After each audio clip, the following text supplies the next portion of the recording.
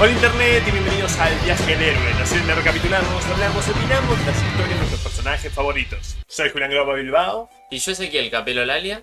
Y terminamos este set de la saga de Swamp Thing por Martín Pasco y David Yates con el número 8. Aquí está mirándote, muchacho. El cual es uno de los más memorables del run de Pasco. Y espero que conozcan de cine clásico porque va a haber referencias hasta hartarse.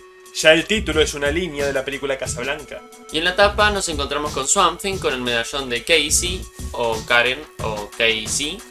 Y nos vemos que se va a encontrar con Lisbeth, lo cual es un pequeño spoiler, aunque tampoco es una gran sorpresa. Pero lo que más me preocupa y a la vez es la primera referencia a una película que vemos es la calavera gigante en el fondo.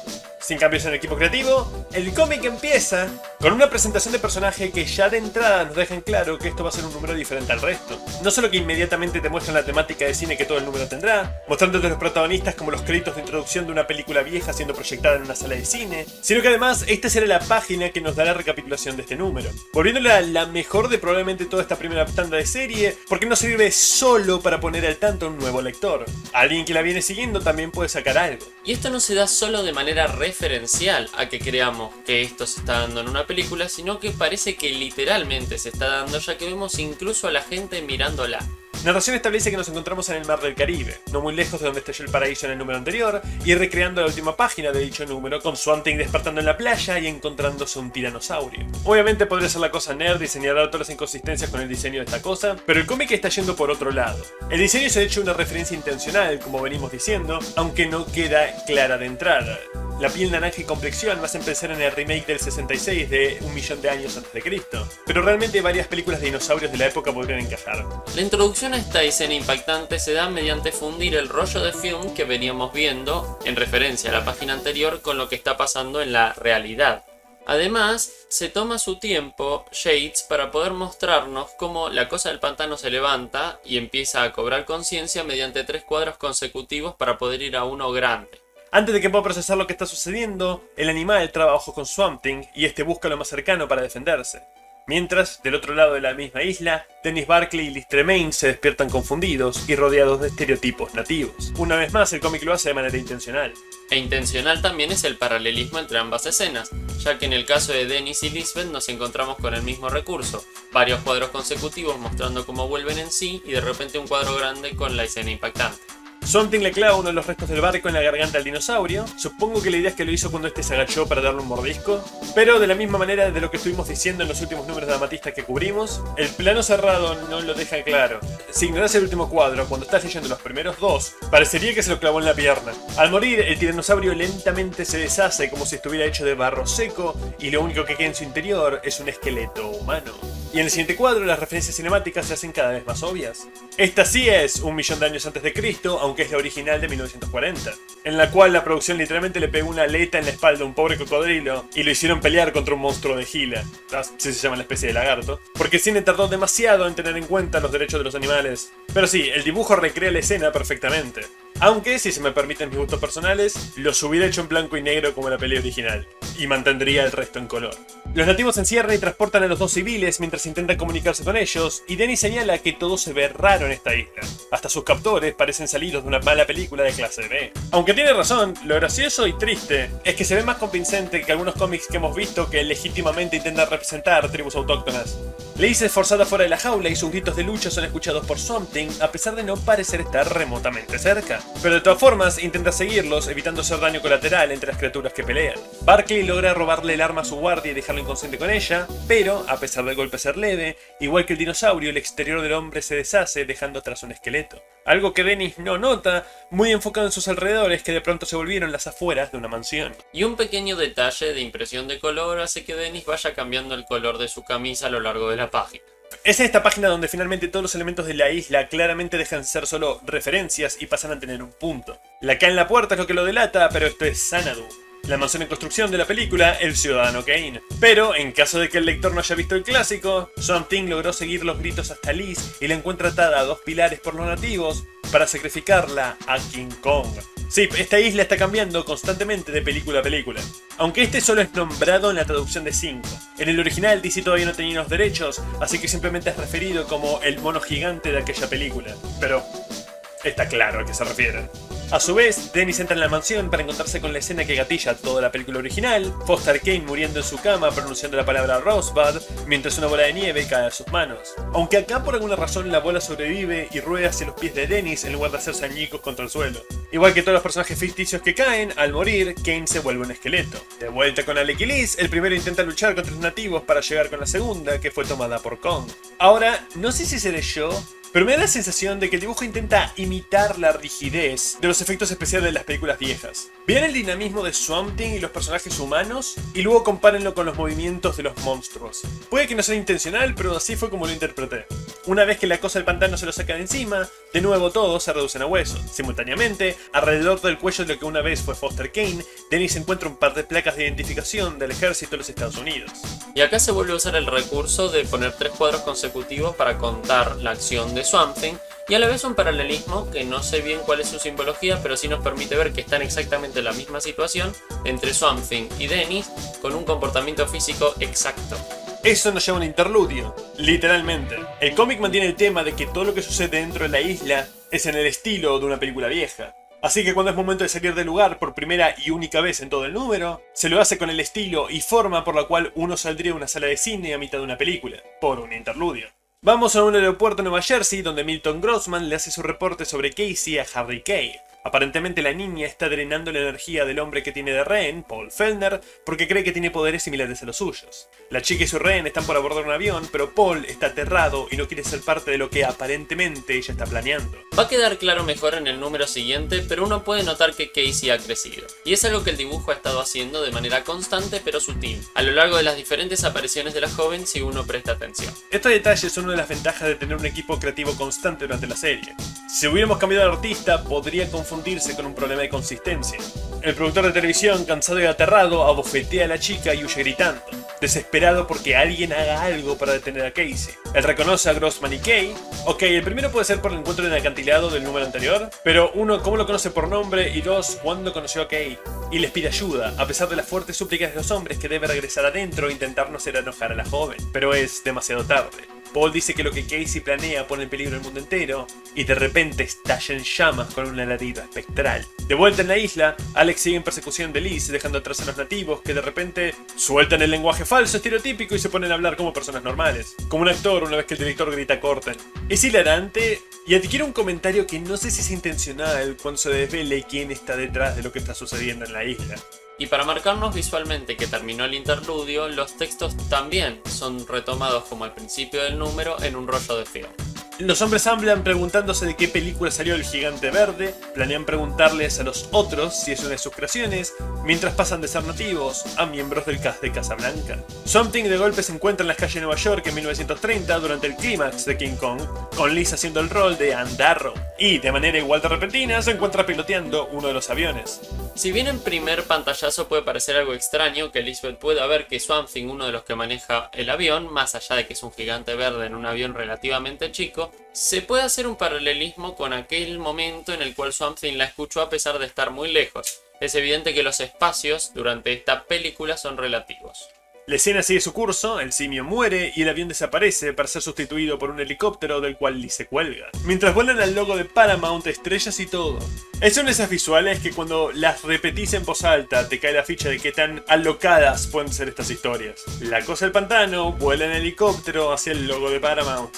Liz aborda el vehículo para encontrarse que Swamp Thing no está volándolo, simplemente están siendo transportados por aquellos detrás de todo. Hacia Dennis, quien reconoció los nombres en las placas de identificación. Una vez reunidos, los tres aparecen frente al café de Rick y confrontan a quienes están en su interior. Barkley dice que todo esto tiene que ver con algo lllamado New Hampshire, y antes el nombre, el disfraz de Casablanca de uno de los responsables desaparece, revelando el verdadero rostro de uno de los hombres que había debajo. Los disfraces de los otros van a caer a lo largo de las páginas siguientes, pero esto indica que los indígenas que secuestraron a Tremaine y Barkley son en realidad hombres blancos. Como dije, no sé si esto es comentario extra intencional, considerando que era lo que se solía hacer en las películas viejas. El racismo en Hollywood era tan grande y tan arraigado que se prefería pintarle de negro a un blanco antes de darle trabajo a una persona de color. De nuevo, no puedo hablar de intención autoral.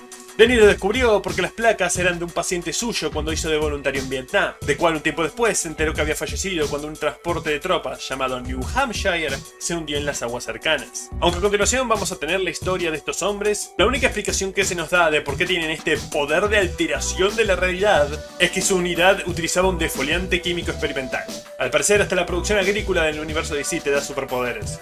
Y sí, no sé si está tratando de hacer un opuesto con la cosa del pantano, una criatura de planta creada a partir de un experimento para hacer crecer la vegetación. Después de Vietnam, al regresar a Estados Unidos, la gente repudió a estos hombres por haber sido parte en la guerra. Y el trauma remanente de las batallas los alejó de sus esposas, que ya no podían dormir en la misma cama sin que el más mínimo movimiento hiciera a los hombres gritar aterrados. Durante esos meses, para escapar de esta nueva realidad, se refugiaron en los cines, hasta que un día fueron trasladados a una base en Puerto Rico en el ya mencionado New Hampshire, que se hundió. Cuando los únicos 6 hombres sobrevivientes emergieron de los restos, descubrieron que tenían estos superpoderes. Y entonces Liz entra en la discusión y la crux de este número, presentando las dos posturas para lo que fue la posguerra de Vietnam para el civil y el soldado.